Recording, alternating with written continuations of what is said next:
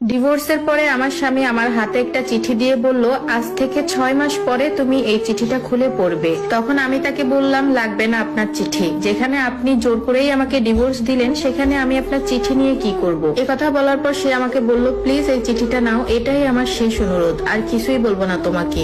ইচ্ছা না থাকা সত্ত্বেও তখন আমার চিঠিটা নিয়ে ব্যাগে রাখতে হলো।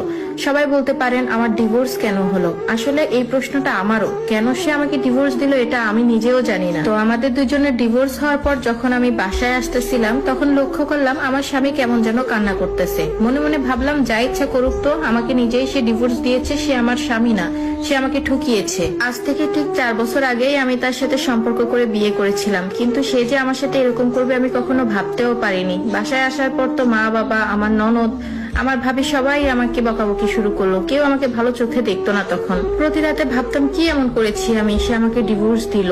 অনেক কান্না করতাম, কান্না করতে করতে বালিশ ভিজে যেত, কখন যে নিজে ঘুমিয়ে যেতাম সেটাও ঠিক বলতে পারবো না। মাঝে মাঝে তো এমন হতো জাগতে জাগতে ফজরের আজানও দিয়ে দিত। এর মাঝে আমাদের বিবাহ বিচ্ছেদের 1 বছর হয়ে গেল। হঠাৎ করে মনে পড়লো আমার স্বামী তো আমাকে হাতে একটা চিঠি দিয়েছিল, যেটা 6 মাস পর খুলে পড়তে বলেছিল। মুহূর্তেই আমি যে ব্যাগে চিঠিটা রেখেছিলাম সেখান থেকে বের করে পড়তে শুরু করলাম। চিঠিতে আমার স্বামী লিখেছিল, প্রিয় মারিয়া, আমাকে ক্ষমা করে দিও তোমাকে ডিভোর্স দেওয়ার জন্য। খুব ইচ্ছে ছিল তোমাকে নিয়ে শখের একটা নীড় বাঁধবো, কিন্তু সেটা আর হলো না। জানো মারিয়া, স্বপ্নটা আমার স্বপ্নই রয়ে গেল। তুমি না জানতে চেয়েছিলা কেন তোমাকে ডিভোর্স দিলাম? তাহলে শোনো, আমার ব্লাড ক্যান্সার ধরা পড়েছিল। ডাক্তার আমাকে বলেছিল সর্বোচ্চ 4 মাস আমি বেঁচে থাকতে পারবো, এরপর হয়তো আমি দুনিয়াতে থাকতেই পারবো না। কথাটা শোনার পরে কি করবো ভেবে পাচ্ছিলাম না। ভাবলাম যদি তুমি এই কথাটা জানতে পারো তাহলে আমার থেকে তুমি সবচেয়ে বেশি কষ্ট পাবা। আমি চাইনি তোমাকে কষ্ট দিতে, কারণ এই পৃথিবীতে তুমি একমাত্র ব্যক্তি যে আমাকে সবচেয়ে বেশি ভালোবাসো।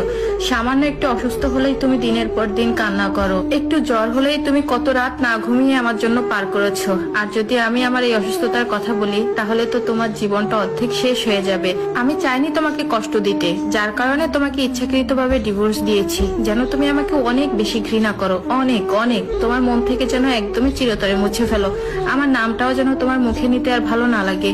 জানো মারিয়া, আমি তোমাকে অসম্ভব ভালোবাসি। তোমাকে ডিভোর্স দেওয়ার পর আমি অঝরে কান্না করেছি, কোনো কিছুই আমার হাতে করার ছিল না। তুমি আমার কাছে সেই লাল টুকটুকে একটা বউ, প্রিয়তমা স্ত্রী। আমার চোখে দেখা দুনিয়ার সব থেকে শ্রেষ্ঠ নারী হচ্ছে তুমি। তোমার মতো কাউকে আমি পাইনি। যদি আবার পুনর্জন্ম বলে কিছু থাকে আমি তোমাকেই চাইবো, কিন্তু সেটা তো আর সম্ভব না। জানো আপু, চিঠিটা পড়তে পড়তে আমি এমন এক জগতে হারিয়ে গিয়েছিলাম, মনে হচ্ছে সেখান থেকে আর বেরিয়ে হতে পারবো না। জানো আপু, আমার জীবনের সবচেয়ে বড় ভুল কোনটা?